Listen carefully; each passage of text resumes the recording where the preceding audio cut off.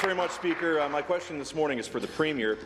Research completed by the Ontario Society of Professional Engineers really shines a light on the mismanagement of Ontario's electricity system. They pored over data issued by the Independent Electricity System Operator and the Ontario Energy Board, and what was revealed was wildly disappointing, Speaker.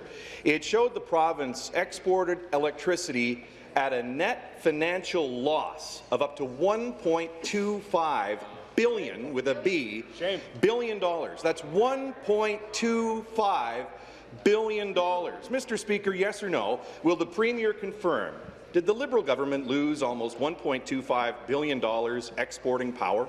Thank you. Premier. Mr. Speaker, let's look at the facts. The fact is that all jurisdictions import and export electricity to the benefit of their ratepayers, Mr. Speaker. That's actually how the system works.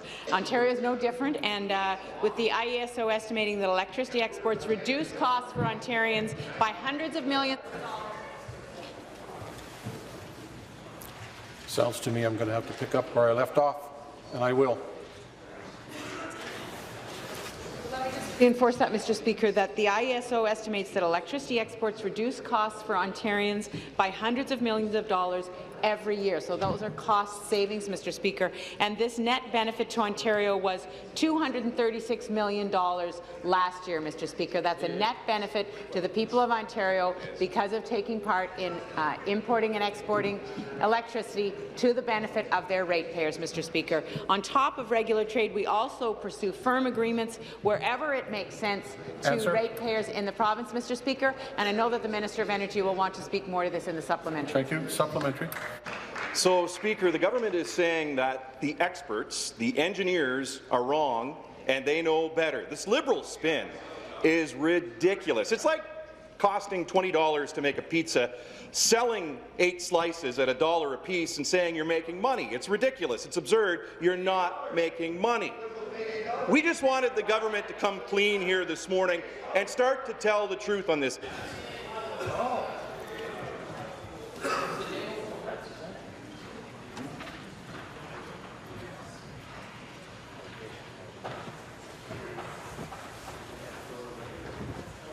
Careful of how you word making an accusation.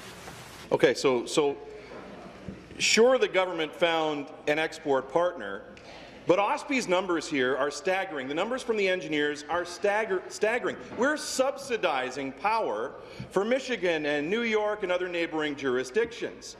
And they're poaching our jobs to make matters worse because they're taking our electricity at a low cost. Mr. Speaker, will the Premier admit this government lost over $1 billion exporting power? Thank you, Premier. Minister of Energy. Minister of Energy. Thank you, Mr. Speaker. Very pleased to rise. The member from Renfrew, Nipissing, Pembroke will come to order, and we're now in warnings. Thank you. You got what you asked for. Carry on. Thank you, Mr. Speaker. So it is important to note that today Ontario is a net exporter of power, and in 2016 the net benefit, Mr. Speaker, of those exports to ratepayers was $236 million as estimated by the Independent System Operator. These benefits translate into reduced costs for the ratepayer. The member from Leeds Grenville is warned. Finish. Thank you, Mr. Speaker. And so since 2013, the net benefit of our exports has been over $1 billion, Mr. Speaker, in savings to Ontario ratepayers. Before, Mr. Speaker, back in the early 2000s, Ontario used to be an importer of electricity. And what was the result? That was when our system was dependent on unreliable and expensive electricity from neighbouring jurisdictions, often forcing us to overpay for electricity. Now, Mr. Speaker, we're making money. We're making sure we put that back into the system to keep costs down. Thank you. Final supplementary.